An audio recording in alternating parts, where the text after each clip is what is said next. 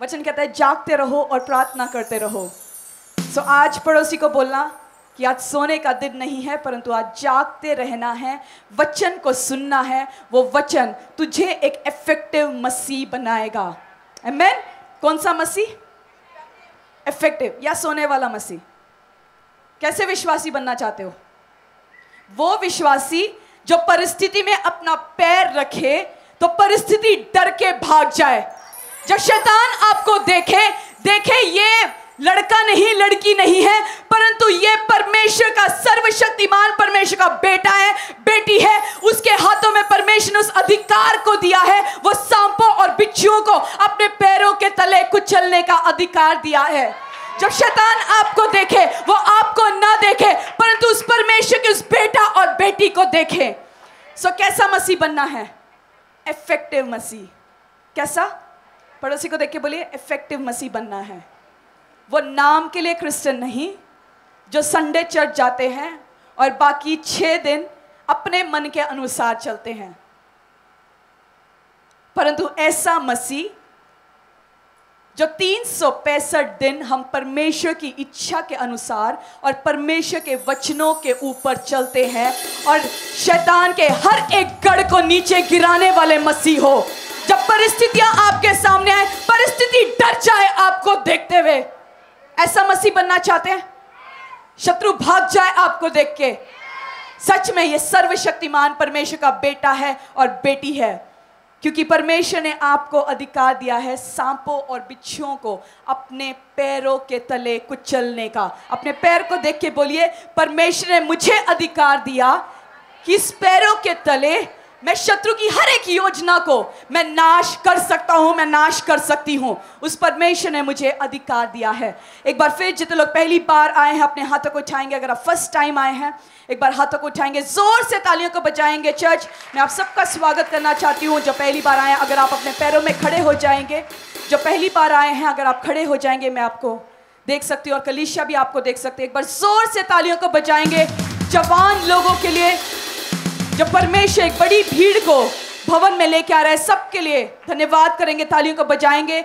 जब मीटिंग आमेन होगा, आमेन प्रेयर के बाद आपने वेदी में आना है, टीम आपसे मुलाकात करेंगे और आपको जो वॉलंटियर्स है, स्वयं सेवक है, आपको एक कार्ड देंगे। उस कार्ड को भर के आपने उसी वॉलंटियर को मीटिंग जब आमेन होगा कार्ड को वापस देना है और आप अपने कार्ड के ऊपर अपने प्रार्थना विषयों को लिख के वापस दे सकते हैं। तो हमारी जो टीम है, जो प्रार्थना की टीम है, आपके विषयों के ऊपर प्रार्थना करती रहेगी। आमेन। God bless you all. मैं आप सबका स्वागत करना चाहती हूँ जो पहली बार आए हैं, जो कंटिन्यूअस लगातार आते हैं। आप बैठ सकते हैं। मैं एक चीज आपको बोलना चाहती हूँ कि प्रभु यीशु मसीह कोई धर्म परिवर्तन करने नहीं आया, परंतु यीशु आपके परिस्थितियों को बदलने के लिए आया। परसों मुझे टीम से एक इंफॉर्मेशन आया, जैसे इवेंजलिज्म चलता है तो बहुत सारे गुड न्यूज़ हमारे पास पहुंचती है, तो एक और गुड न्यूज़ हमारे पास पहुंचा। टीम ने बताया कि पासी एक कॉल आया था और कॉल में ये बोला कि धर्म परिवर्तन करने में हमें कितना पैसा लगता है, और टीम ने भी बहुत अच्छा जवाब दिया। उन्होंने यही बोला कि यीशु कोई धर्म परिवर्तन करने नहीं आया, परंतु यीशु जीवन को बदलने के लिए आया है। और बोला कि आपको जिसने भी ये इंफॉर्मेशन दिया वो गलत है। और टीम ने ये बोला कि अगर आपको कोई व्यक्ति मिलता है जो पैसा दे के धर्म परिवर्तन करता है, तो हमें भी लेके चलना उनके पास। हम भी देखना चाहते हैं कि ऐसा कौन सा व्यक्ति है जो पैसा दे के धर्म परिवर्तन करता है। चर्च में हम परमेश्वर के भवन में बोते हैं, हम लेते नहीं हैं। जब हम बोते हैं तो हम ब्लेस होके वापस जाते हैं। सो चर्च में क्या होता है? चर्च हमें पैसा देता है या चर्च में हम आके पैसा देते हैं? हम अपने बीजों को लेके आते हैं, क्योंकि हम परमेश्वर को धन्यवाद करते हैं, परमेश्वर ने जो अद्भुत कार्य को हमारे जीवन में किया। और जब हम परमेश्वर के भवन में बोते हैं तो परमेश्वर हमें ब्लेस करता है। और जब आप लगातार चर्च आते हैं, वचन में हमने पढ़ा विश्राम दिन को क्या मानना है? पवित्र मानना है। और विश्राम दिन में जब आप पवित्र मान के परमेश्वर के वाचाओं के अनुसार, परमेश्वर के वचन के अनुसार चलते हैं, परमेश्वर बोलता है मैं तुझे उस याकूब के भाग मैं तेरे हाथों में कर दूंगा। जो याकूब का भाग है मैं तेरे हाथों में उसको कर दूंगा। सो जब आप लगातार चर्च में आते हैं, लगातार आप बने रहते हैं परमेश्वर की उस उपस्थिति में, आप वचनों के अनुसार अड़े और खड़े चलते हैं, आपकी परिस्थितियां, आप जब चर्च आए थे आप बीमारी के साथ आए। सो लोगों ने, आपके पड़ोसियों ने देखा कि ये जब चर्च गई ये बीमारी के साथ गई, गरीबी के साथ गई, परंतु जैसे जैसे ये चर्च में जाती रही ये ठीक हो गई। ये प्रॉब्लम के साथ गई थी, गरीबी के साथ गई थी, परंतु जैसे चर्च के साथ एसोसिएट हो गई इसका गरीबी खत्म हो गया, श्राप खत्म हो गया और ये फाइनेंशियली ब्लेस होने लग गई। ये शरीर के साथ, आत्मा में भी, फिनेंस के साथ ये ब्लेस होने लगी। और फिर लोग सोचते हैं चर्च जाते हैं तो क्या होता है, धर्म परिवर्तन होता है, इसको पैसा मिलता है। आज आप एक गवाही को सुनेंगे, गाड़ी की गवाही को। एक बहन ने कैसे शुरुआत किया और आज परमेश्वर ने उसको कैसे ब्लेस किया। और हमने ऐसी बहुत सारी गवाहियों को सुना जहां लोग आए और उन्होंने बोला कि जब हम चर्च आते थे हम साइकिल पे आते थे, हम टू व्हीलर्स पे आते थे, परंतु परमेश्वर ने हमें अपनी गाड़ी के साथ ब्लेस किया। किसने ब्लेस किया? चर्च ने, परमेश्वर ने। और जब लोग देखते हैं कि ये उसी मोहल्ले में 30 साल से रह रही है, 40 साल से रह रही है, ये जब से चर्च जाने लगी तो इसके घर में बरकत आई।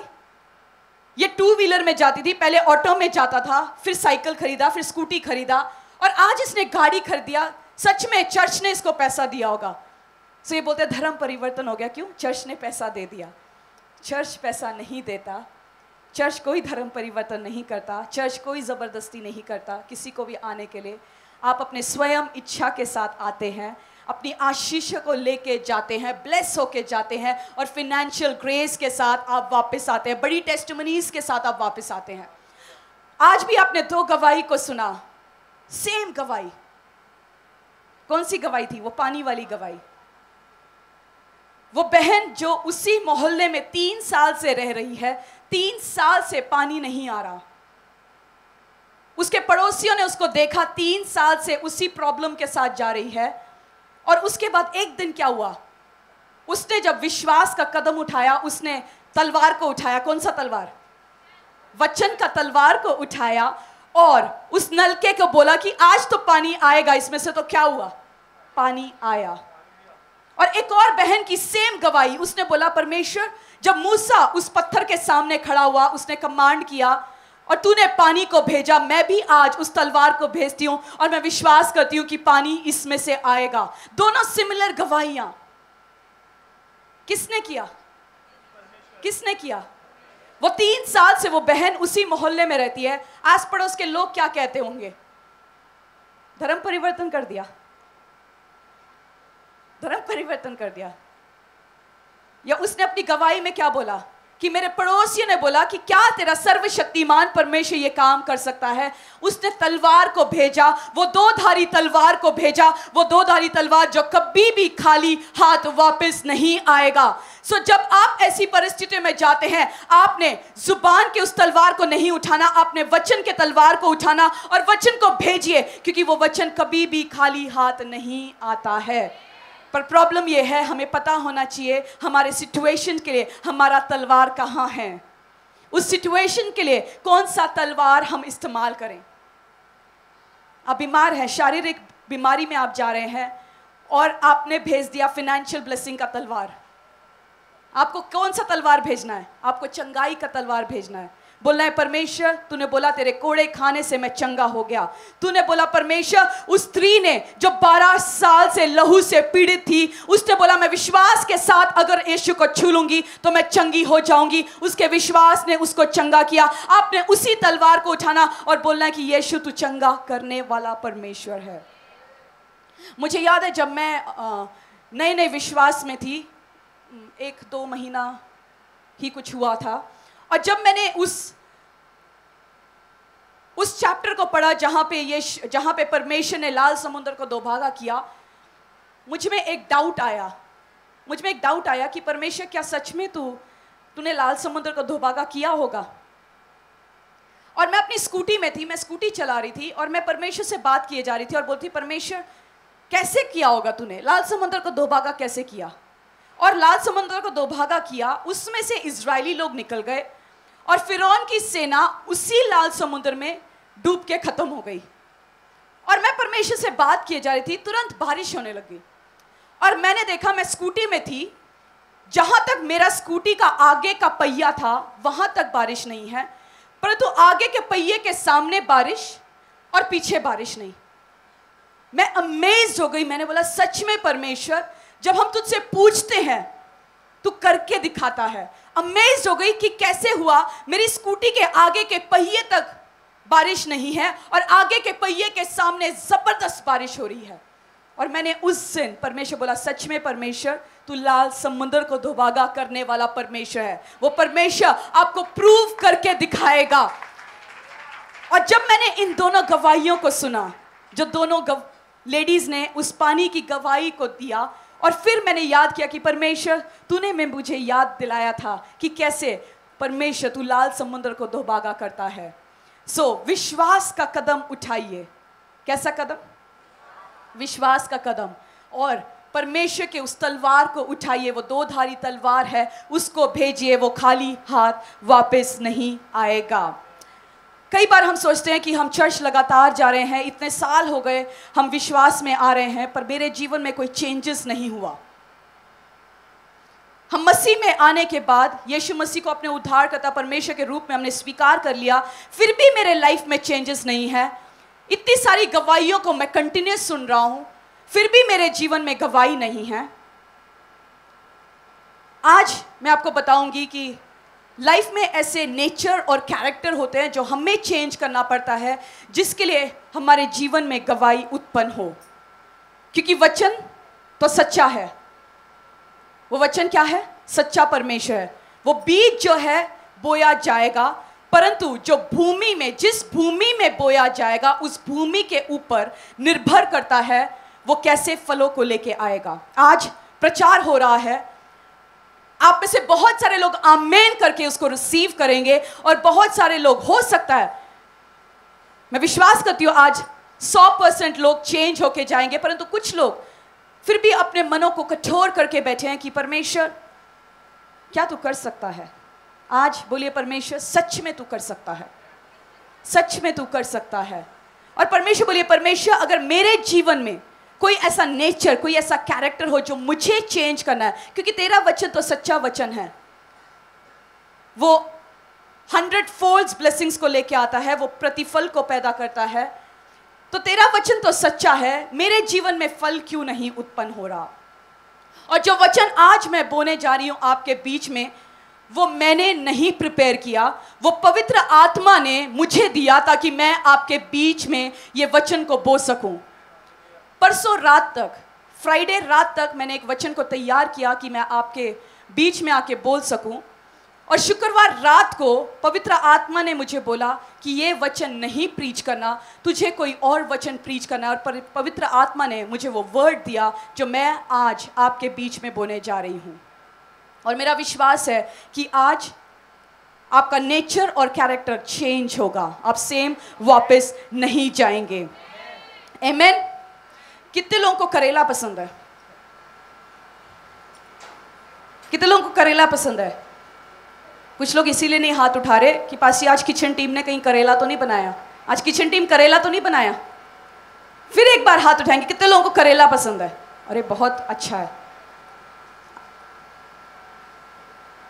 एक बड़ी भीड़। करेला पसंद है ना?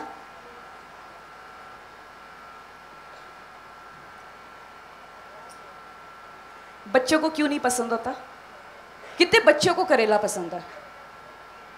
देखो बच्चे हाथ नहीं उठा रहे। क्यों पसंद क्यों नहीं है? क्योंकि क्या है? क्या है? कड़वा है, इसीलिए पसंद नहीं आता। उसी प्रकार जब हमारा जीवन कड़वा हो जाता है तो परमेश्वर को पसंद नहीं आता वो कड़वापन।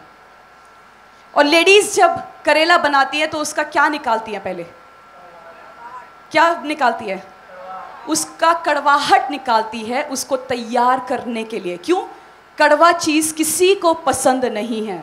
उसी प्रकार हमारे लाइफ में भी ऐसी परिस्थितियां हो जाती है, उन परिस्थितियों के द्वारा लोग कड़वे हो जाते हैं, कड़वापन जीवन में आ जाता है। कुछ सिचुएशंस ऐसे होते हैं जो हमें कड़वा कर देते हैं। कुछ लोग हमारे जीवन में कड़वापन को उत्पन्न करते हैं और हमें कड़वा कर देते हैं। और आज मैं आपको वचन के बीच में से निकाल के लेके जाऊंगी और मैं आज आपको ये बताना चाहती हूँ कि परमेश्वर भी उस कड़वेपन को पसंद नहीं करता। परमेश्वर चाहता है कि आप कड़वेपन में न रहे, परंतु आप एक अच्छे विश्वासी बने, आप में से एक खुशबू निकले, एक ताजगी निकले, आपका टेस्ट अच्छा हो, आपका टेस्ट कड़वा न हो। सो बिटरनेस, आज का टॉपिक है बिटरनेस, कड़वापन। कड़वापन पसंद है किसी को? किसी को पसंद है? नहीं पसंद। तो कड़वेपन को क्या करना पड़ता है? निकालना पड़ता है। और हमारे जीवन में भी ऐसे कड़वे सिचुएशंस होते हैं, कड़वापन होता है जो हमें खुद निकालना पड़ता है। कोई आके उसको निकाल नहीं सकता, परंतु हमें खुद एफर्ट डाल के उसको चेंज करना पड़ता है। बिटरनेस। कुछ सालों पहले जब हमने मिनिस्ट्री की शुरुआत की तो चर्च में एक डेथ हुआ और हम उस घर में, जहाँ पे फ्यूनरल था, हम उस घर के बाहर खड़े थे, मैं, पास्टर जी और टीम के बहुत सारे लोग थे। और हम लोग सब बाहर खड़े होकर ऐसे बात कर रहे थे और एक ततैये ने आके मेरे हाथ में डंक मार दिया। किसने? ततैया। ततैया जानते हैं आप? वास्प। और ततैया जब डंक मारता है तो क्या होता है? अच्छा लगता है। उसका जो इफेक्ट होता है कितने दिन तक रहता है? हफ्तों तक रहता है उसका इफेक्ट। उस ततैये ने जब डंक मारा, जब टीम मेरे साथ जो खड़ी थी उनको पता चल गया ततैये ने डंक मारा, और डंक मार के ततैया मेरे हाथ में लगी रही, चिपकी रही। और जल्दी से एक बहन आई, उसने उस ततैये को हटाया और उसके बाद जैसे घरेलू नुस्खे होते हैं ना, उन्होंने क्या किया, चाबी उठाया, चाबी से वो किया, चाकू लिया, चाकू से करके देखा, फिर बोला पास जी अब कुछ नहीं होगा, आपको कोई दिक्कत नहीं है, क्योंकि डंक भी निकल चुका और उसका जो पॉइजनस जो इफेक्ट है वो भी निकल चुका है। उसके बाद सब फॉर्मेलिटीज सब खत्म हुई, हम घर गए। जब मैं घर पहुंची तो मैंने देखा कि मेरा हाथ सूजने लग गया। अगले दिन जब मैं उठी तो मेरा हाथ जो है बैलून के समान बन गया, और इतना बैलून हो गया, इतना सूज गया था कि ऐसा लग रहा था जैसे अभी बर्स्ट हो जाएगा, कुछ फूटने वाला है।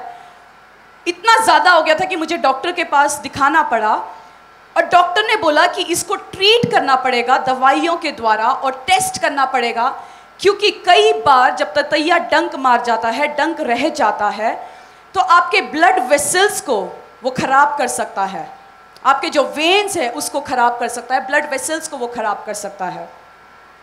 और डॉक्टर ने मुझे दवाई लिख के दिया, दवाई मैंने खाया, क्योंकि मैं उस कैटेगरी में नहीं हूँ जो डॉक्टर पे विश्वास न करे, क्योंकि डॉक्टरों को भी परमेश्वर ने ही हमारे बीच में भेजा है।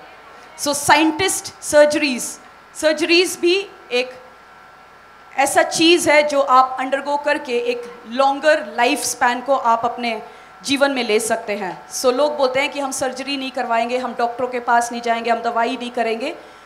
सो आपको अपना थियोलॉजी थोड़ा ठीक करना पड़ेगा। सो मैं जब डॉक्टर के पास गई, डॉक्टर ने मुझे मेडिसिन लिख के दिया, मैंने मेडिसिन लेना शुरू कर दिया। मैंने टेस्ट नहीं कराया क्योंकि मेरा विश्वास था कि मैं मेडिसिन से ही ठीक हो जाऊंगी। और दवाई जब मैंने शुरू किया, एक दिन में ही मैं ठीक हो गई। और उसी रात परमेश्वर ने मुझे एक वचन दिया कि कड़वापन भी जो है वो ऐसे ही होता है। कोई व्यक्ति आता है आपके जीवन में, कड़वेपन का एक डंक मार देता है, वो डंक आपके जीवन में रह जाता है, और वो डंक जो है वो बढ़ के एक बड़ा पेड़ बन जाता है। जैसे मेरे हाथ में जब उस ततैये ने डंक मारा, उसके बाद मेरा हाथ सूज गया, फिर मुझे ट्रीटमेंट लेना पड़ा ताकि वो और ना सूजे।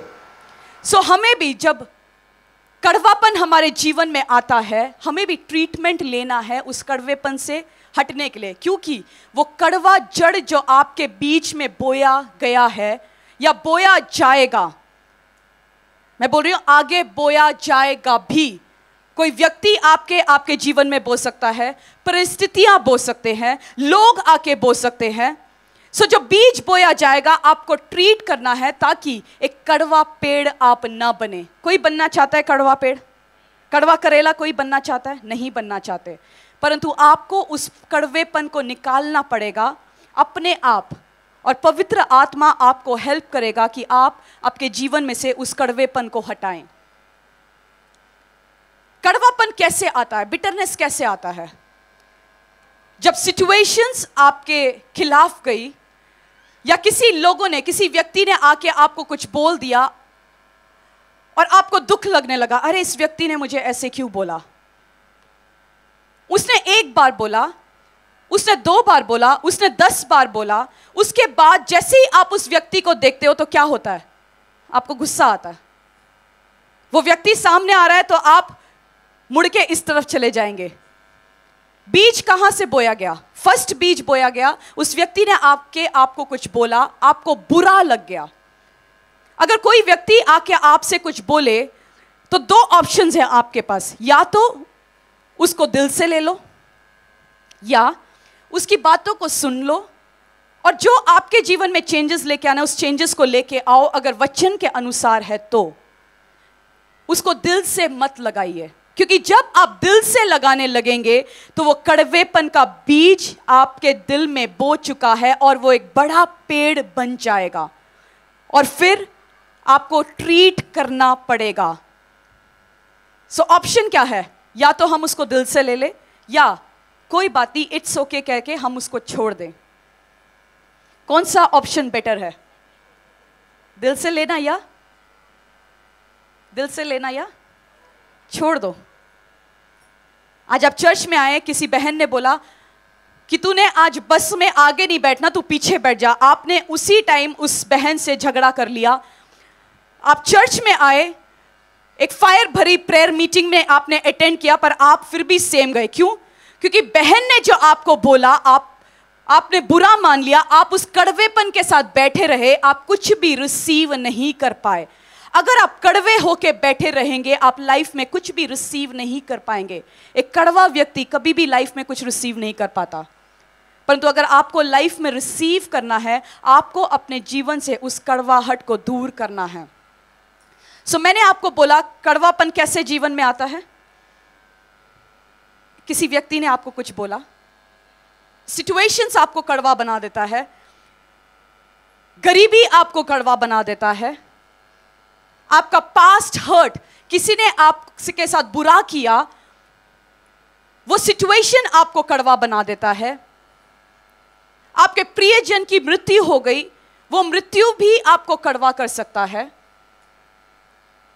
आपके भाई या आपके बहन ने, खुद के परिवार वालों ने आपसे कुछ कह दिया, वो सिचुएशन आपको कड़वा कर सकता है। हम जानते हैं कि बाइबल में केन और हाबेल 2 भाइयों के बारे में हम जानते हैं। अक्सर जब ऑफरिंग के बारे में बोला जाता है तो क्या बोला जाता है? केन और हाबेल की ऑफरिंग, दोनों ऑफरिंग को लेके आए, एक का ऑफरिंग रिसीव किया और दूसरे का ऑफरिंग क्या हुआ? रिजेक्ट किया। और एक भाई ने क्या किया? केन ने पकड़ के हाबेल का क्या कर दिया? मर्डर कर दिया, मार डाला उसको। उन 5-6 आयतों में खत्म हो जाता है उस ऑफरिंग का सिचुएशन।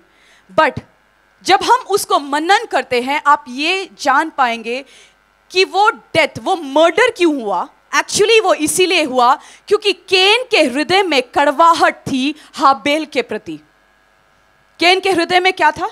कड़वाहट था। कड़वाहट कहां से शुरू हुआ? फर्स्ट डे वो ऑफरिंग लेके गया, या घर में जब माँ बाप ने बताया कि तुम्हें ऑफरिंग लेके जाना है, घर में कोई चीज बात हुई, तो केन को हमेशा लगता था कि मुझे प्यार नहीं किया जाता, मुझे हमेशा रिजेक्ट किया जाता है, इसको स्वीकार किया जाता है। उसके मन में कड़वाहट उत्पन्न हुआ और उसने जब उसको डील नहीं किया, एक दिन आके उसने हाबेल का मर्डर कर दिया। शुरुआत कहां से हुआ? शुरुआत कहां से हुआ उस मर्डर का? उस बिटरनेस से, उस कड़वाहट से। आज भी जब आप अपने मन में कड़वाहट को लेके आते हैं, आपका कड़वाहट लोगों की मृत्यु कर सकता है। हो सकता है आज तलवार के साथ आप लोगों को नहीं मार रहे, परंतु आप जुबान के साथ लोगों को खत्म कर सकते हैं, उनके इमोशंस को खत्म कर सकते हैं, उनके करियर को खत्म कर सकते हैं, उनके व्यवसाय को खत्म कर सकते हैं आप अपने जुबान से। दूसरा हम देखते हैं यूसुफ और उसके भाई। हम जानते हैं यूसुफ के भाइयों ने यूसुफ को कहां डाला? गड्ढे में। बट उनकी योजना क्या थी? गड्ढे में डालना या मार डालना? मार डालना उनकी योजना थी। परंतु एक भाई ने बोला कि भाई छोड़ दो, मारना नहीं है, परंतु इसको गड्ढे में डाल देते हैं। उस भाइयों के जीवन में भी कड़वाहट था, जिस प्रकार उन्होंने निर्णय लिया कि हम लोग इसको, यूसुफ को क्या कर देंगे, मार डालेंगे, उसका मर्डर कर देंगे। और एक और स्त्री के बारे में जब आप बाइबल में पढ़ते हैं, नयोमी के बारे में हम सब जानते हैं। कितने लोग जानते हैं नयोमी के बारे में? वो नयोमी नहीं जो हमारे चर्च में है, उसको हम सब जानते हैं, परंतु वो नयोमी जो बाइबल में लिखा गया है, जो रूत की किताब में नयोमी, जो रूत की सासू माँ थी, उसके बारे में हम सब जानते हैं। नयोमी जो बेतलहम में थी, एक ऐसे लोकेशन में थी जो बेतलहम जो रोटी का स्थान था। और जब बेतलहम में सूखापन आया तो नयोमी ने क्या किया? नयोमी ने अपने चीज़ों को पैक किया और बोला कि मैं आज यहाँ से उठ के वहाँ जा रही हूँ जहाँ पे मेरे को खाना मिलेगा। बट नयोमी ये भूल गई कि बेतलहम जो है वो रोटी का घर है, और जिस रोटी के घर में तू रहेगी वहाँ तेरा परमेश्वर तुझे तृप्त करेगा। जैसे आज हमने वचन में पढ़ा कि वो परमेश्वर अकाल के टाइम में भी आपको तृप्त करेगा अगर आप परमेश्वर के पीछे चलने वाले व्यक्ति हो। उस नयोमी ने, वो जानती है परमेश्वर के बारे में, उसका जो हस्बैंड है वो भी परमेश्वर के बारे में जानता है, परंतु एक सिचुएशन ऐसा क्रिएट हुआ जहां उन्होंने डिसीजन लिया कि हम बेतलहम को, वो रोटी का घर छोड़ेंगे और हम कहां जाएंगे? उस अलग एक देश में जाएंगे।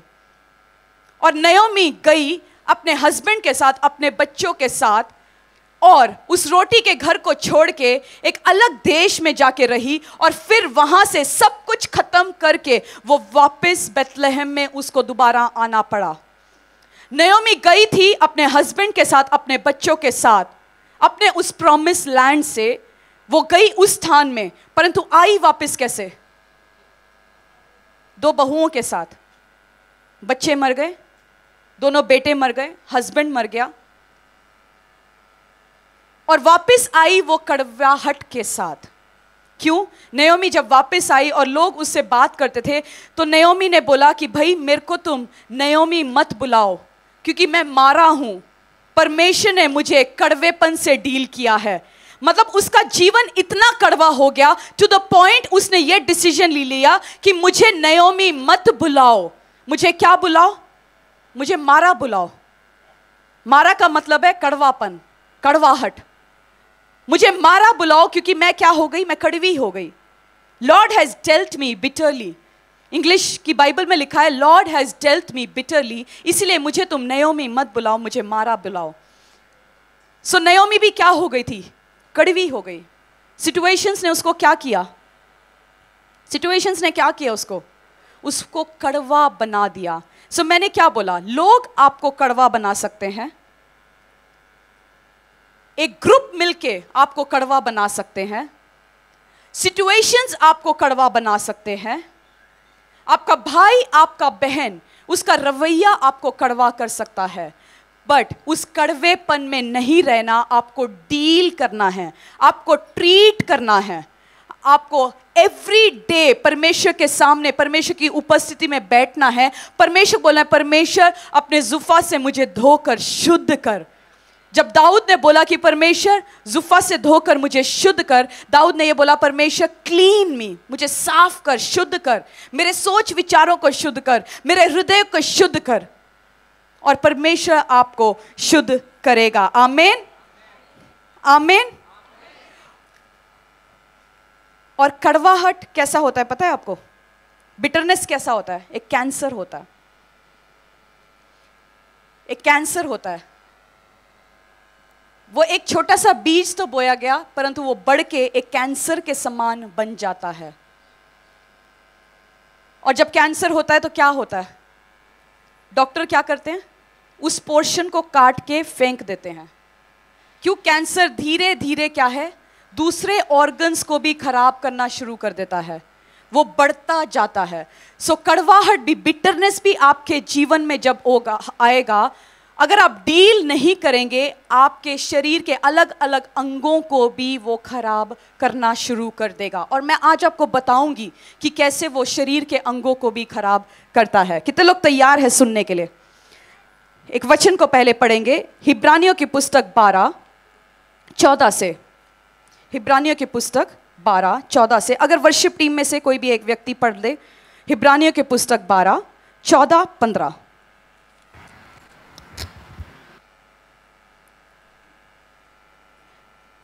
हिब्रानियों की पुस्तक 12, 14 और 15।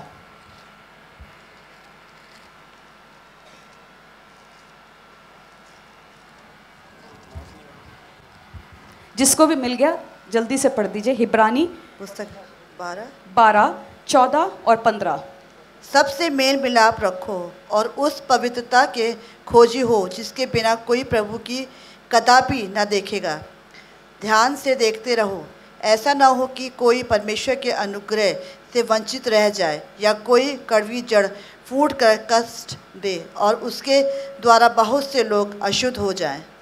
सबसे मेल मिलाप रखो। क्या करना है? सबसे मेल मिलाप रखो और उस पवित्रता के खोजी हो जिसके बिना कोई प्रभु को कदापि न देखेगा।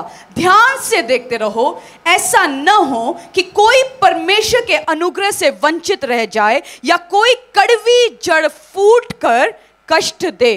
क्या है? कोई भी कड़वी जड़ फूट कर क्या दे? कष्ट दे और उसके द्वारा बहुत से लोग अशुद्ध हो जाएं। बाइबल क्लियर कट कहती है कि ध्यान से रहना, परमेश्वर की ओर अपनी नजरों को लगाए रखना, ध्यान से रहना, पवित्रताई की ओर चलना, वचन के ऊपर अड़े और खड़े रहना। ऐसा न हो तुम में से कोई भी, तुम में कोई कड़वी जड़ क्या है? फूट के ना निकले। आपके लाइफ में कोई भी कड़वी जड़ फूट के ना निकले, क्योंकि जब फूट के निकलता है वो आपको ही नहीं परंतु बहुत सारे लोगों को भी खराब करता है। लिखा है या मैं कह रही हूं? मैं कह रही हूं या लिखा है? लिखा है ना। कड़वी जड़ क्या करती है? वो उस व्यक्ति को भी खराब करता है और उस व्यक्ति के इर्द गिर्द जो लोग हैं उसको भी खराब कर देता है। यूसुफ के भाइयों में से सारे भाई कड़वे नहीं थे। एक भाई ने शुरुआत किया, एक भाई ने दूसरे को बोला, दूसरे ने तीसरे को, तीसरे से चौथा, चौथे ने पांचवा, और फिर वो एक कड़वा जड़ फूट के सबके अंदर कड़वाहट को उत्पन्न कर दिया। और फिर क्या किया? सबने डिसीजन ले लिया कि हम यूसुफ को खत्म कर देंगे, मार देंगे। बट उसमें से एक भाई फिर भी बचा रहा। उसने बोला इसको मारना नहीं परंतु इसको छोड़ देते हैं। सो जब आप बिटरनेस को, आप कड़वाहट को डील नहीं करेंगे, वो आपके लाइफ में फूट कर निकलेगा और आपके इर्द गिर्द भी जो लोग हैं उनको भी कड़वा करके उनको भी खत्म कर देता है। इंग्लिश में कहते हैं ना कि हिंदी में भी कहते हैं, एक खराब सेब बाकी सेबों को क्या करता है? खराब कर देता है। एक खराब सेब बाकी सेबों को कैसे खराब करता है? उसमें जो कीड़े हैं वो कीड़े दूसरों में भी जाके पड़ जाते हैं। सो जब खराब हो जाता है उस सेब को हम अलग कर देते हैं ताकि बाकी सेब भी प्रोटेक्ट हो जाए। आप जानते हैं कि आपके फ्रेंड सर्कल में कोई व्यक्ति है कड़वा व्यक्ति, फिर भी उसी व्यक्ति के साथ जाके बैठना, उसी व्यक्ति से बात करना, आपके लाइफ में भी वो कड़वापन ट्रांसफर हो जाएगा।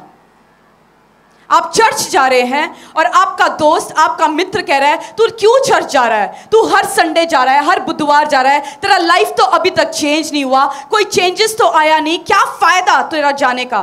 वो क्या कर रहा है? वो बीज डाल रहा है और एक दिन क्या करेगा? वो बड़ा पेड़ बन जाएगा और आपको भी खत्म कर देगा।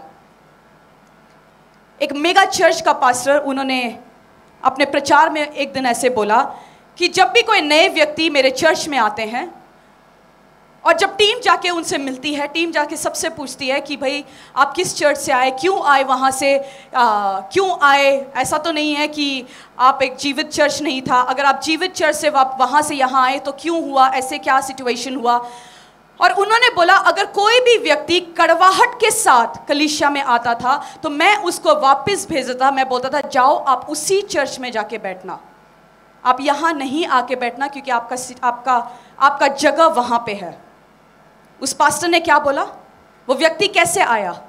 वो एक कड़वाहट के साथ अपनी कलीसिया से निकल के आया, लीडरशिप इश्यूज के साथ आया होगा, किसी व्यक्ति के साथ लड़ झगड़ के वापस किसी चर्च में गया होगा। तो उस पास्टर ने बोला जब भी कोई नया व्यक्ति आता है तो मैं उससे जाके पूछता हूं कि भाई तुम क्यों उस चर्च को छोड़ के हमारे चर्च में आ रहे हो, क्या रीजन क्या है। और जब भी वो बोलते थे कि हमें लीडरशिप इशू हुआ, मेरा संबंध पास्टर के साथ ठीक नहीं है, इसीलिए मैं आपके चर्च आ रहा हूं,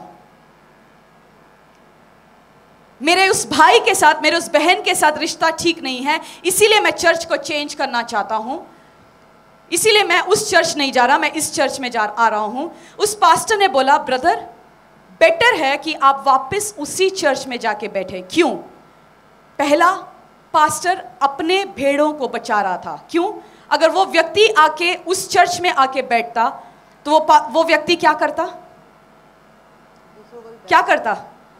वहीं बैठ के फिर बोलने लगता कि आपको पता है उस चर्च में ऐसा होता है, मेरे पास्टर ऐसे थे, मेरे पास्टर ने ऐसा किया, मेरे भाई लोगों ने ऐसा किया, मेरे साथ ऐसा हुआ वैसा हुआ, और वो बीज को बोना शुरू कर देता कड़वाहट का, और उस चर्च में कड़वाहट का एक बड़ा पेड़ उग जाता। इसीलिए उस पास्टर ने एक डिसीजन लिया कि कोई भी ऐसा व्यक्ति जो कड़वाहट के साथ आता है, मैं उसको एंटरटेन नहीं करूंगा, क्योंकि मैं अपने भेड़ों को बचाना चाहता हूं। मुझे याद है जब मैं नई थी, मैं विश्वास में नहीं थी, मैंने सेवा करना शुरू किया। जब हम सेवा करना शुरू करते हैं, हमारा नज़र हमेशा किसके ऊपर होता है? आप सेवा में नए हो, नज़र किसके ऊपर होता है? प्रभु के ऊपर ही होता है ना। हम किसके लिए सेवा कर रहे हैं? प्रभु के लिए। आज हमने एक वचन पढ़ा ऑफरिंग के टाइम में, जो भी करो पूरे तन मन धन से किसके लिए करो? परमेश्वर के लिए करो। सो जब सेवा करना हम शुरू करते हैं, हम परमेश्वर की और नजरों को लगा के सेवा करना शुरू करते हैं। बट जब हम एक मैच्योर क्रिश्चियन बन जाते हैं, जब विश्वास में 6 महीने, 1 साल, 2 साल, 4 साल, 5 साल हो जाते हैं, उस टाइम मैच्योर क्रिश्चियन हो जाते हैं, तब हमें लगता है हम यीशु की और नज़र को नहीं लगाते, हम लोगों की और नज़र को लगा के हम सेवा करते हैं। उस टाइम क्या होता है? किसी भाई ने कुछ कह दिया तो ठोस लग गया, दर्द लग गया। अरे मेरे को कैसे कह दिया ऐसे, मैं तो टीम लीडर हूं, मुझे कैसे कह दिया? आपको दर्द लगने लग जाता है, आपकी उसकी बातें कड़वी लगने लगती है। उसने मुझे कैसे बोल दिया? मैं तो 6 साल का विश्वासी हूं, मैं पास्टर के साथ तब से हूं जब से पास्टर ने मिनिस्ट्री शुरुआत ही नहीं की, तब से मैं हूं, मुझे कैसे उसने बोल दिया? फिर आप कड़वाहट के साथ अपने लाइफ को शुरू करते हैं। और जब सेवा मैंने शुरू किया, मेरा नज़र यीशु मसीह पे था, पूरा जी जान के साथ मैंने सेवा किया। और एक टाइम हुआ, मैंने जाके पासवान को बोला कि मैं फुल टाइम स्टाफ में थी, चर्च के फुल टाइम स्टाफ में मैं सैलरी पे थी, और उसके साथ मैं सेवा भी करती थी। क्योंकि कई बार क्या होता है, फुल टाइम स्टाफ को लगता है कि हम सेवा कर रहे हैं, जो फुल टाइम स्टाफ होते हैं वो सैलरी भी लेते हैं और उसके साथ सेवा भी करते हैं। सो मैं फुल टाइम स्टाफ थी और उसके साथ साथ मैं सेवा करती थी। और मैंने एक दिन पासवान को जाके बोला कि पास जी मैं छोड़ना चाहती हूँ, मैं नहीं करना चाहती। तो उन्होंने मेरे से पूछा कि रति ऐसा क्या हो गया? क्योंकि मैंने देखा है तेरे ऊपर कॉलिंग है, तेरे ऊपर अभिषेक है, तू चुनी हुई गई है परमेश्वर के कार्य को करने के लिए, तो तू क्यों छोड़ना चाहती है? उसके बीच में एक चीज़ और मैं बोलना चाहती हूँ। जब आपका अगुआ आपको बोलता है कुछ काम करने के लिए, आपको लग रहा होगा कि मैं कैसे करूँ, आपका अगुआ आपकी कॉलिंग को जानता है। आपका अगुआ जानता है उस कॉलिंग को जो आपके ऊपर है। आपको जब अगुआ बोलता है तू आके इस टीम में आके सेवा कर, वो देख चुका है आपके अंदर सुसमाचार फैलाने का वो एक कॉलिंग है, इसीलिए वो आपको बोलता है जा सुसमाचार को फैला। आपको जब बोलता है कि तू आके ये काम कर, तो अगुए को पता है कि वो आप ये काम कर पाएंगे, इसीलिए आपका अगुआ बोलता है। उसके बीच में मैंने छोटा सा एक पॉइंट बोला, वापस मैं आती हूं। जब मैंने अपने पासवान को उस टाइम पे मैंने जाके बोला कि मैं छोड़ना चाहती हूँ, उन्होंने बोला क्यों रति, तू क्यों छोड़ना चाहती है? क्योंकि तेरे ऊपर कॉलिंग है, परमेश्वर तेरे द्वारा बहुत बड़े कार्यों को करना चाहता है। मैंने बोला पासी वो सब ठीक है, बट जो टीम है वो टीम ठीक नहीं है। मैंने टीम के बारे में हर एक बुराई उनको कह दिया, ऐसे करते हैं, वैसे करते हैं, ये करते हैं, वो करते हैं। फिर उन्होंने लास्ट में मेरे को एक चीज़ बोला, ठीक है तेरा रेजिग्नेशन हम एक्सेप्ट करते हैं, बट उसके साथ साथ एक चीज़ और मैं तुझे बोलना चाहता हूँ, तू चर्च में भी नहीं आ सकती, तुझे कोई और चर्च ढूंढना पड़ेगा। तो मैंने पूछा ऐसे क्यों? तो उन्होंने बोला जिस चर्च में तू आएगी उसी लोगों को तुझे देखना पड़ेगा। मैंने बोला हाँ जी। तो उन्होंने बोला जब उसी चर्च में आके उसी लोगों को तू देखेगी, तेरे अंदर कड़वापन है, जब भी तू उसको देखेगी तू कड़वी हो जाएगी, तू मेरे से भी रिसीव नहीं कर पाएगी, उन टीम मेंबर से भी तू रिसीव नहीं कर पाएगी, तेरा जो मसीह जीवन है वो इफेक्टिव नहीं बन पाएगा। इसीलिए मैं तुझे एडवाइस करता हूं कि तू कोई और चर्च ढूंढ लेना। उसके बाद उन्होंने एक लाइन और बोला, जब तू किसी और चर्च जाएगी कुछ टाइम के बाद तू मसीह को भी छोड़ देगी। तो मैंने पूछा ऐसे कैसे हो सकता है? उन्होंने बोला तू वहां जाएगी, वहां पे भी प्रॉब्लम ढूंढेगी, वहां पे भी इश्यूज को ढूंढेगी, क्योंकि कोई चर्च परफेक्ट नहीं, कोई टीम परफेक्ट नहीं, कोई व्यक्ति परफेक्ट नहीं, सिर्फ एक ही जन परफेक्ट है, वो यीशु मसीह, जिसके लिए हम सेवा करते हैं। और उसको देख के तू सेवा करती रहे, क्योंकि कोई व्यक्ति क्या है, परफेक्ट नहीं है। उस दिन मैंने एक चीज डिसीजन ले लिया कि मैं कोई व्यक्ति को देख के सेवा नहीं कर रही, परंतु मैं परमेश्वर को देख के सेवा कर रही हूं, क्योंकि कोई टीम परफेक्ट नहीं है, कोई टीम परफेक्ट नहीं है, हम परफेक्शन की ओर चल रहे हैं। उन्होंने मुझे क्या बोला? जॉब छोड़ा तो चर्च छोड़ना पड़ेगा, चर्च छोड़ा तो तू मसीह को भी छोड़ देगी। और मैंने लिटरली अपने लाइफ में देखा ये चीज होते हुए। जो लीडरशिप इश्यूज के साथ, अलग अलग इश्यूज के साथ जो चर्च में से निकल के गए, उनका लाइफ सेटल नहीं हुआ। जो जिस भी चर्च में जाके बैठे वो कड़वाहट के साथ बैठे, वो रिसीव ही नहीं कर पाए। क्योंकि जब वो किसी भी मैन ऑफ गॉड और विमेन ऑफ गॉड को देखते थे, वो उसी दास और दासी को देखते थे जहां से उन्होंने, जिसके द्वारा वो यीशु में आए थे, वो रिसीव नहीं कर पाते। इसीलिए हमें डील करना पड़ता है। किसको डील करना पड़ता है? उस कड़वाहट को डील करना पड़ता है। वो कड़वाहट कोई जन आपके लाइफ में बो जाता है, उसी दिन उसको डील कीजिए, उसको अगले दिन तक मत रखिए। वचन क्या कहता है? किसी के साथ अगर आपको लड़ाई है तो सूरज ढलने से पहले क्या करना है? उसको माफ कर दो, उसको सेटल कर दो। क्योंकि आपने सेटल नहीं किया तो आपके लाइफ में वो कड़वाहट का जड़ जो है वो एक पेड़ बन जाएगा। आप इफेक्टिव मसीह नहीं बन पाएंगे। आप देखेंगे आपके अड़ोस पड़ोस में लोग टेस्टिमनीज को लेके जा रहे हैं, बट आपके लाइफ में टेस्टिमनीज नहीं आएंगे। इसके बाद हम देखेंगे कड़वाहट आपके लाइफ में होगा तो आपके लाइफ में कैसे वो प्रभाव डालेगा, आपके हेल्थ में कैसे प्रभाव डालेगा, आपके इमोशन में कैसे वो प्रभाव डालेगा, आपके मेंटल स्टेटस को वो कैसे चेंज कर देता है, वो भी आज हम पढ़ेंगे। कितने लोग डॉक्टर हैं यहां पे? डॉक्टर्स उठाइए, या मेडिकल फील्ड में आप काम करो, कितने लोग हैं? आप जानते हैं कि ऐसी बीमारियां हैं, जब लोग बोलते हैं कि डॉक्टर साहब मुझे ये बीमारी है, डॉक्टर पूछता है कोई स्ट्रेस तो नहीं है तेरे को? पूछते हैं ना, कोई स्ट्रेस है? क्यों पूछते हैं? स्ट्रेस के कारण क्या होता है? बीमारी उत्पन्न होती है। डॉक्टर ने टर्म किया उसको स्ट्रेस, बट एक्चुअली वो क्या है आपके लाइफ में? कड़वाहट, वो बिटरनेस है, वो कड़वाहट है। सो जब आपके दिल में, आपके हृदय में किसी के प्रति कड़वाहट होगा, आपका शरीर फलवंत नहीं होगा। आपका शरीर क्या नहीं होगा?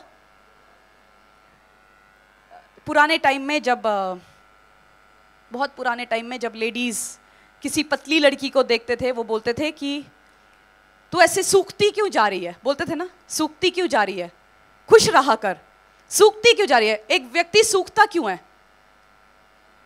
सूखता क्यों है एक व्यक्ति? सूखता क्यों है? अरे जोर से बोलो। टेंशन है, स्ट्रेस है। और जो खुश रहता है वो कैसे होता है? वो फलता फूलता रहता है।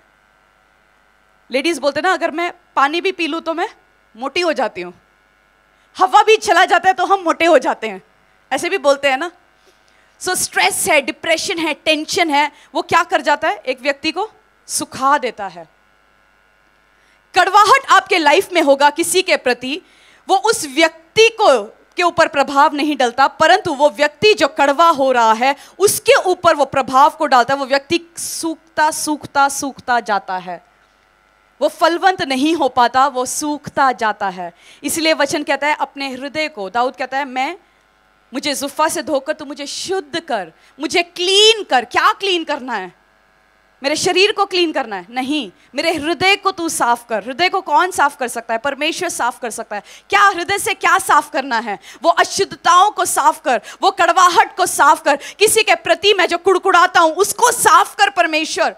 किसी ने मेरे अगेंस्ट बोला उसको साफ कर परमेश्वर। डेली हमें बोलना पड़ता है, क्योंकि डेली आप मार्केट जाते हैं, आप ऑटो में बैठेंगे, कोई ना कोई ऐसी बहन आपको मिल जाएगी जो आपका पारा हाई कर देती है। आप ऑफिस में जाएंगे, कोई ना कोई स्टाफ ऐसे जरूर मिलता है जब बोलते हैं कि मेरे सिर पे दर्द बन के बैठा है, बोलते हैं ना, कुछ लोग ऐसे बोलते हैं। आप सब्जी लेने जाएंगे, कोई ना कोई व्यक्ति ऐसे टकराता है जो कोई ना कोई बीज बो देता है और कड़वे होके आते हैं। आप लेने गए करेला, बट खुद करेला बन के वापस आ गए। कुछ लोग ऐसे भी जाते हैं, लेने जाते हैं करेला और बन के आते हैं करेला खुद। क्यों? आप गए, सिचुएशन ऐसा हुआ, किसी बहन ने किसी भाई ने कुछ कह दिया, आप कड़वे होके वापस आ गए। सो आपको डील करना है एवरी डे। जब आप प्रार्थना में बैठते हैं, एवरी डे परमेश्वर से बोलिए, परमेश्वर मुझे धोकर शुद्ध कर। हम अक्सर अपने सिचुएशन के लिए प्रार्थना करते हैं, उस भाई को धोकर शुद्ध कर। हम ये प्रार्थना नहीं करते परमेश्वर तू मुझे धोकर शुद्ध कर, क्योंकि उस भाई से पहले, उस बहन से पहले हमें धोकर शुद्ध होना बहुत जरूरी है। हमें अपने लाइफ से कड़वाहट दूर करना बहुत जरूरी है कि हम कड़वे ना हो जाएं, हम एक कड़वा पेड़ ना बन जाएं। सो फिजिकल इश्यूज आपको शुरू होता है जब एक व्यक्ति कड़वा हो जाता है। पेट की बीमारियां, अल्सर, जब डॉक्टर के पास जाएंगे, अल्सर होता है या पेट की बीमारियां, गैस रिलेटेड इश्यूज जब होता है, डॉक्टर पहले ये पूछता है आपको कोई स्ट्रेस तो नहीं है, कोई टेंशन तो नहीं है। स्ट्रेस कैसे आता है? जैसे आपने सोचा, सिचुएशन वैसे नहीं हुआ, आपको स्ट्रेस हो गया। आपने सोचा मेरे साथ ऐसे होना चाहिए था, उस भाई के साथ मैं जब जाऊंगा मैं बात करूंगा, बट बात बिगड़ गई, आप स्ट्रेस के साथ वापस आ गए। सो जब स्ट्रेस होता है, कड़वापन आपके जीवन में आता है, आपको स्टमक रिलेटेड इश्यूज शुरू हो जाता है।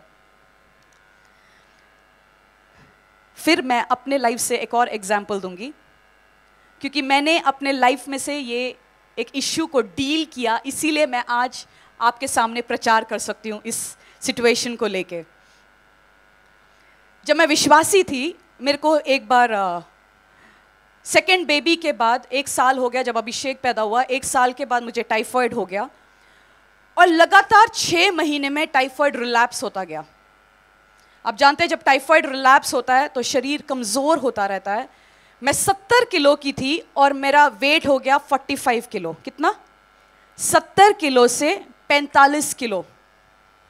डॉक्टर को दिखाया, टाइफाइड का पूरा ट्रीटमेंट जितना हो सकता था सब ट्रीटमेंट करवा दिया, बड़े बड़े डॉक्टर्स को दिखा दिया, सारे टेस्ट करवा दिया, कोलोनोस्कोपी हो गया, हर चीज़ जो कर सकते थे डॉक्टर ने सब कुछ किया। और एक दिन जब मैं डॉक्टर के केबिन में बैठी हुई थी, डॉक्टर ने मुझे लास्ट जब उन्होंने मेरा रिपोर्ट देखा, रिपोर्ट देख के मुझे बोला कि रति तेरा सारा रिपोर्ट नॉर्मल है, कोई अल्सर नहीं, टाइफाइड का कोई ऐसा दिक्कत नहीं लग रहा, कुछ नहीं, सारा रिपोर्ट्स नॉर्मल है। मुझे एक चीज़ बता, कोई स्ट्रेस तो नहीं है, कोई डिप्रेशन तो नहीं है, कोई इश्यू तो नहीं है जो तू डील नहीं कर पा रही, तो हम तुझे हेल्प करेंगे। और उस दिन मैं समझ गई कि सच में एक ऐसा व्यक्ति मेरे जीवन में था जिसको मैं माफ नहीं कर पा रही थी। सिचुएशन लाइफ में ऐसा हुआ, उस व्यक्ति ने मेरे साथ बुरा किया और मैं उस सिचुएशन को लेके बैठी रही और उस सिचुएशन ने मेरे हेल्थ के ऊपर इफेक्ट करना शुरू किया। मैंने उसको डील नहीं किया, उसने मुझे कड़वा बना दिया। उस कड़वाहट का जो एंड रिजल्ट हुआ टाइफाइड, टाइफाइड के साथ सूखापन, 70 किलो से 45 किलो। मैंने डील नहीं किया उस सिचुएशन को। और जब मैं वापस घर पहुंची, आप में से बहुत सारे लोग जानते हैं जब शुरुआत में कलीसिया की शुरुआत हुई थी, मैं वर्शिप टीम में लीड करती थी और एक कैनुला मेरे हाथ में लगा रहता था। अगर आप लोग कोई साथ हैं तो आप जानते हैं ऐसा सिचुएशन भी आया। वर्शिप लीड करना और कैनुला हाथ में लगे रहना, क्यों? टाइफाइड है, 45 किलो की हो गई मैं, और दिल में क्या है? कड़वाहट है। आप सेवा कर रहे होंगे, आप सेवादार होंगे, आप वर्शिप लीडर होंगे, आप अपनी ड्यूटीज में खड़े होते होंगे, आपके लाइफ में कड़वाहट है, तो आप सूखते जाएंगे और रिसीव नहीं कर पाएंगे। और उस दिन जब मैं डॉक्टर के केबिन से बाहर निकली, मैं समझ गई सच में एक ऐसा इश्यू है जो मेरे को डील करना बहुत ही ज़रूरी है। और मैं घर गई और मैंने परमेश्वर के सामने अपने घुटनों को टिकाया। मैंने बोला, परमेश्वर आज मैं माफ़ करती हूँ उस व्यक्ति को, मेरे लाइफ में से मैं उस व्यक्ति को माफ़ करके, और मुझे तू धोकर शुद्ध कर। और जिस दिन मैंने उस प्रार्थना को किया, उसके बाद से मैंने देखा मेरे लाइफ में एक टर्निंग पॉइंट शुरू हो गया। जहां मैं 45 किलो की हो गई, मेरा वेट जो घट रहा था वो बढ़ना शुरू हो गया। जहां सूखी हड्डियां थी, वो सूखी हड्डियों में दोबारा से मांस आने लग गया। मैंने क्या किया? उस कड़वाहट को परमेश्वर के सामने रखा, वो कड़वाहट जो मेरे शरीर को सूखा कर रहा था। सो कड़वाहट होगा तो क्या होगा? फिजिकल इश्यूज आपको शुरू हो जाएगा। आप डील नहीं करेंगे तो क्या होगा? पेट की बीमारियां, हड्डियों की बीमारियां शुरू हो जाती हैं। आप किसी भी डॉक्टर से जाके पूछना कि स्ट्रेस है, डिप्रेशन है, वो वर्ड बोलते हैं स्ट्रेस डिप्रेशन, क्योंकि उनके वोकैबुलरी में बिटरनेस है ही नहीं। परंतु हम जानते हैं वचन के अनुसार जो कड़वा हो जाता है वो स्ट्रेस में जाता है, वो डिप्रेशन में जाते हैं, और वो एक कड़वा पेड़ में वो ट्रांसफर हो जाता है। सो फिजिकल इश्यूज आपको शुरू होना है। शरीर में क्या है? केमिकल लोचा शुरू हो जाता है। क्या शुरू हो जाता है? केमिकल लोचा। आपका हार्मोन इम्बैलेंस शुरू हो जाता है। हार्मोन क्या हो जाता है? इम्बैलेंस होता है। शरीर को जैसे काम करना चाहिए, शरीर आपका वैसे नहीं काम कर रहा। आपका फेशियल फीचर्स चेंज हो जाता है। क्या होता है?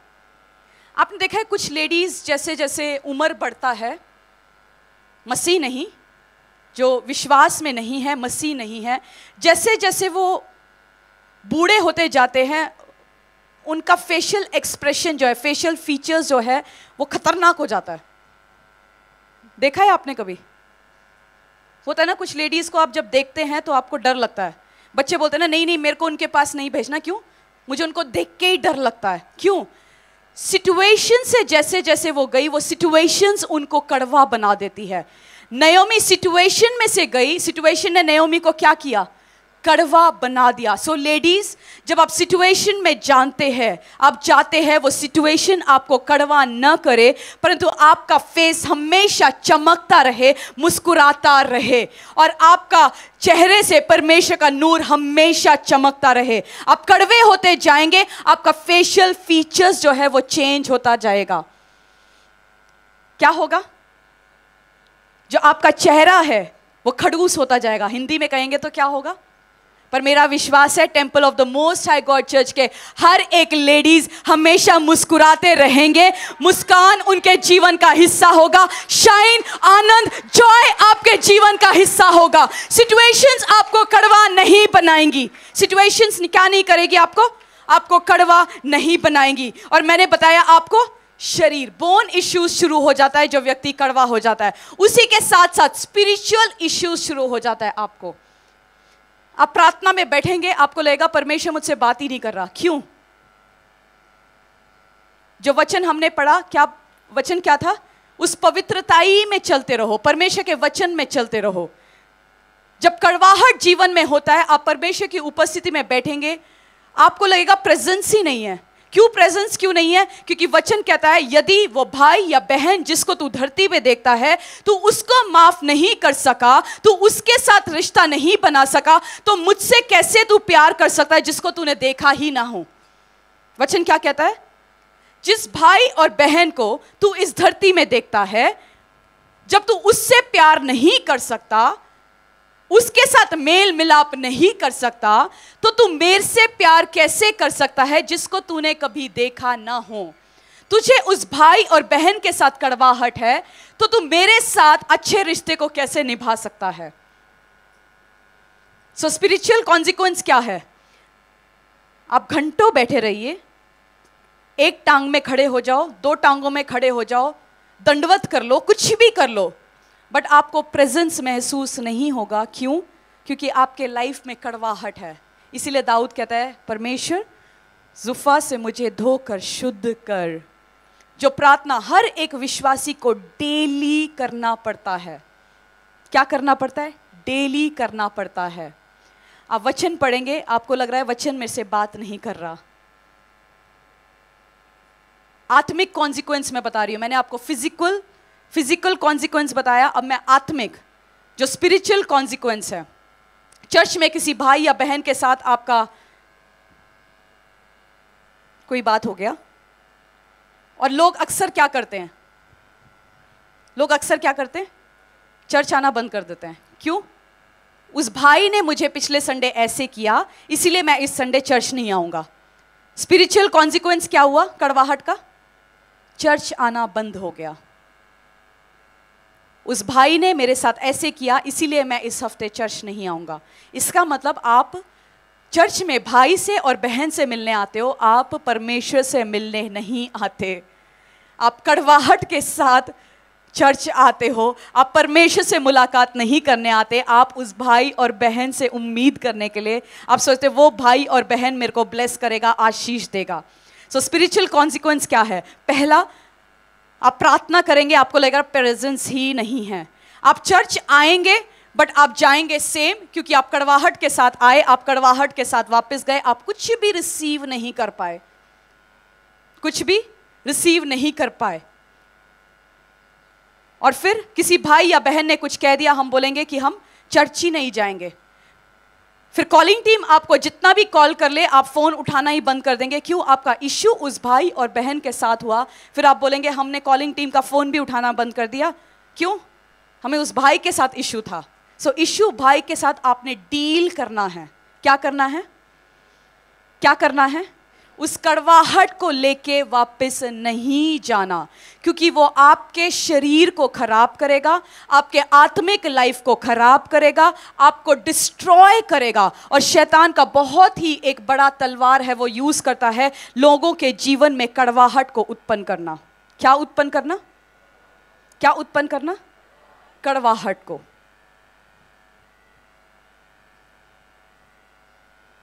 जब शैतान को स्वर्ग से नीचे धक्का देके परमेश्वर ने नीचे डाला, वो कितने लोगों के साथ निकला? और आज हमने बाइबल में क्या पढ़ा? जो कड़वाहट का जो जड़ है वो फूट के क्या करता है? और भी लोगों को नष्ट करता है।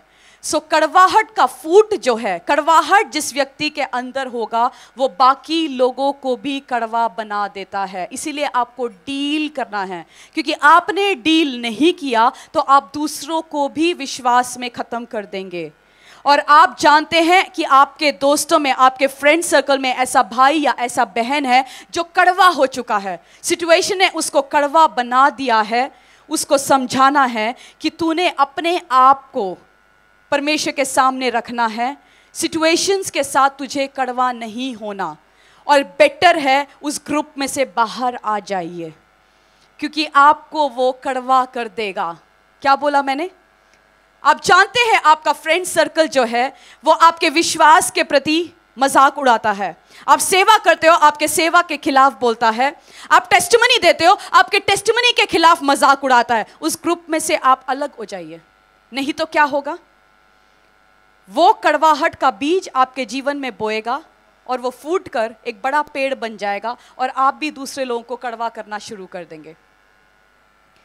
स्पिरिचुअल कॉन्सिक्वेंस मैंने आपको बताया। उसके साथ तीसरा, इमोशनल कॉन्सिक्वेंस। इमोशनल क्या होता है? स्ट्रेस। मेरे को स्ट्रेस हो गया, डिप्रेशन हो गया। क्यों? आपके अंदर कड़वाहट है, इसीलिए आपको स्ट्रेस हो गया, आपको डिप्रेशन हो गया। कुछ लोग बोलते हैं मेरे को नींद नहीं आता, स्लीपिंग पिल्स खाते हैं। क्यों? शुरुआत कहाँ से हुआ? डिप्रेशन की शुरुआत कहाँ से हुई? स्ट्रेस की शुरुआत कहाँ से हुई? उस कड़वाहट का जो बीज आपके लाइफ में बोया गया, उसका कॉन्सिक्वेंस है कि आपको नींद नहीं आ रही। इमोशनल स्ट्रेस में आप आ गए, मेंटल इश्यूज शुरू हो जाता है। क्यों? आपने उस कड़वाहट के एक छोटे पौधे को उस टाइम डील नहीं किया। उस बीज को जो आपके जीवन में बोया गया, आपने उस टाइम डील नहीं किया और आज वो बड़ा पेड़ बन चुका है। ठीक है, आपने बोला पाशी आज मैं अंगीकार करता हूं, मैं अंगीकार करती हूं मेरे अंदर कड़वाहट है। पहले क्या करना पड़ेगा? पहले अंगीकार करना पड़ेगा, क्योंकि जब तक आप अंगीकार नहीं करेंगे परमेश्वर कुछ भी नहीं कर सकता।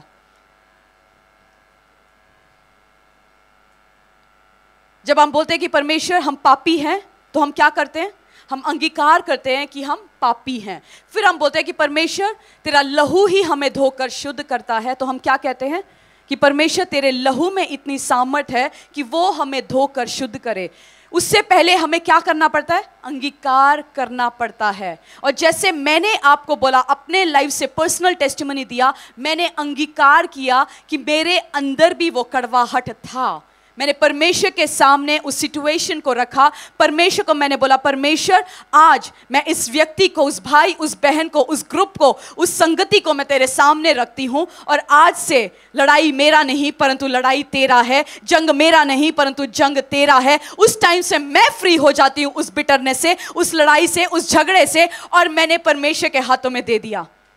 सो पहला क्या करना पड़ता है? अंगीकार करना पड़ता है कि आपके अंदर उस कड़वाहट का जड़ है।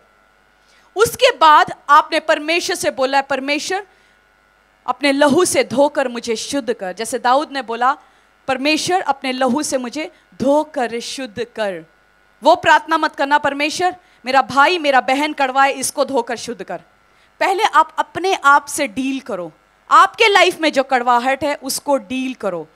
क्योंकि अक्सर मैंने देखा लोग सेवा कर रहे हैं, रात दिन परमेश्वर के भवन में काम कर रहे हैं, बट रिजल्ट नहीं है। सेवा खूब कर रहे हैं परंतु रिजल्ट नहीं है। क्यों? बहुत सारे कारण हो सकते हैं। उसका एक कारण है आपके लाइफ में कड़वाहट है, बिटरनेस है। सो आपको डील करना है अपने बिटरनेस के साथ, अपने कड़वाहट के साथ। और उसके बाद जो व्यक्ति आपको कड़वा बना रहा है, जिस व्यक्ति से आप ऑफेंड हो रहे हो, उस व्यक्ति के साथ भाईचारा रखो। उसको जाके आप पहला कदम लेके आप बोलो, सॉरी, अगर मेरे से कोई गलती हुई तो मैं क्षमा मांगता हूं, मैं माफी मांगता हूं। सो उस टाइम आप क्या हो गए? आप फ्री हो गए। आपने अपने आप को फ्री कर दिया। सपोज किसी भाई ने आपके साथ गलत किया, किसी बहन ने आपके साथ गलत किया। मैं एग्जाम्पल लेती हूं। आपके हाथ में एक ग्रुप, मेरे को एग्जाम्पल भी सोच समझ के लेना पड़ता है क्योंकि चर्च में अलग अलग लोग अलग अलग तरीके से आते हैं। सपोज एक ग्रुप एक काम कर रहा है, उनके हाथों में गुलदस्ता है और गुलदस्ता नीचे गिर के खराब हो गया,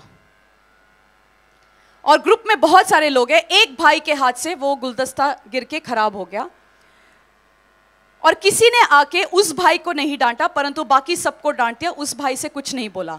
बाकी लोग क्या हो गए? कड़वे हो गए। क्यों? मेरे हाथ से तो नहीं गिरा, मेरे को क्यों डांटा, मेरे को कैसे तूने बोल दिया, मैं तो इतने टाइम से ये काम कर रहा हूं, तूने मुझे क्यों बोला, उसके हाथ से हुआ, ये हुआ, वो हुआ। वो बात बढ़ गई और क्या हुआ? कड़वाहट सबके लाइफ में आ गया। उस टाइम पे क्या करना चाहिए?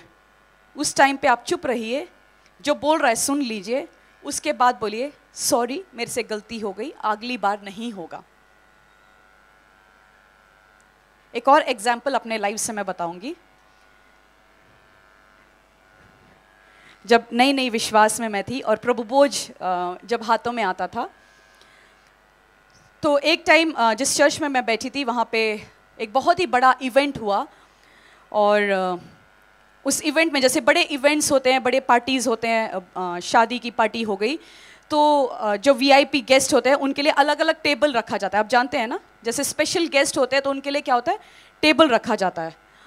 तो मैं चर्च की पास्टर की असिस्टेंट, मैं सेक्रेटरी थी। जो चर्च के जो पादरी, मेन पादरी, उनकी सेक्रेटरी, मैंने 7 साल उनके अधीनता में आके मैंने सेवा किया। और जो स्पेशल गेस्ट को देखना था वो मेरा काम था। और एक दिन क्या हुआ, उस पार्टी में वो स्पेशल गेस्ट के लिए जो टेबल था वहाँ पे कोई भाई आके बैठ गया, और मैंने उसको जाके प्यार से बोला कि ब्रदर प्लीज़ आप उठ जाइए, क्योंकि ये टेबल क्या है, ये स्पेशल गेस्ट के लिए है। उस भाई को तो गुस्सा आ गया।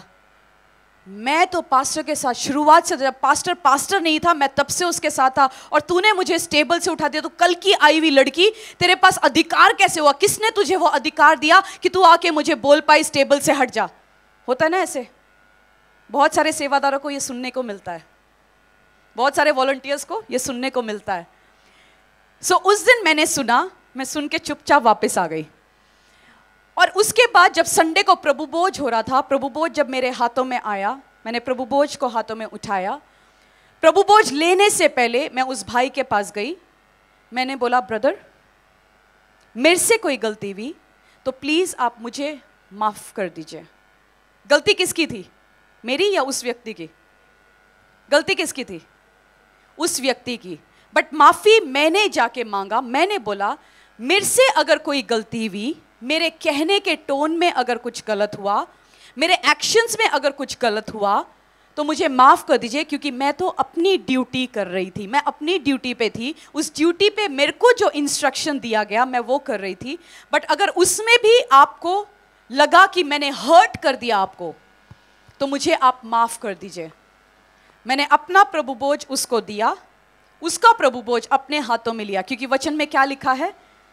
जिस भाई और जिस बहन को तू देखता है, तू देखती है, अगर तू उससे प्यार नहीं कर सकता, उसके साथ मेल मिलाप नहीं कर सकता, तो मेरे साथ तू मेल मिलाप कैसे कर सकता है? मुझसे तू कैसे प्रेम कर सकता है जिसको तूने देखा न हो?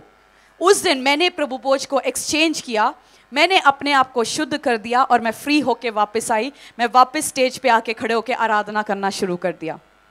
मैंने क्या किया? अपने आप को फ्री कर दिया। जो कड़वाहट मेरे लाइफ में बोया गया, मैंने उसी दिन उसी टाइम मैंने एक सॉरी में ख़त्म कर दिया और मैं फ्री हो गई। और फिर परमेश्वर ने मुझे दोबारा इस्तेमाल करना शुरू किया। अगर एक कड़वा व्यक्ति है, परमेश्वर आपको इस्तेमाल नहीं कर सकता, क्योंकि परमेश्वर जानता है उस कड़वाहट के साथ आप दूसरों को भी कड़वा कर देते हो।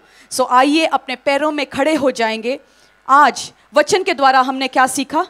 हमें करेला खाना पसंद हो सकता है, परंतु वो करेला जैसे हमें कड़वा नहीं होना है। हर एक कड़वाहट हमें बाहर निकालना है, हमें अपने आप को धोकर शुद्ध करना है। परमेश्वर से बोलना है, परमेश्वर अपने लहू से हमें धोकर शुद्ध कर, ताकि मैं कड़वा ना हो जाऊं। परमेश्वर के दास के द्वारा टीचिंग को सुनने के लिए, अनाउंसमेंट और अपडेट के लिए आप हमारे YouTube चैनल को सब्सक्राइब करें और साथ में बेल आइकन को दबाएं, ताकि चर्च के न्यू अपडेट आप सबसे पहले जान सकें।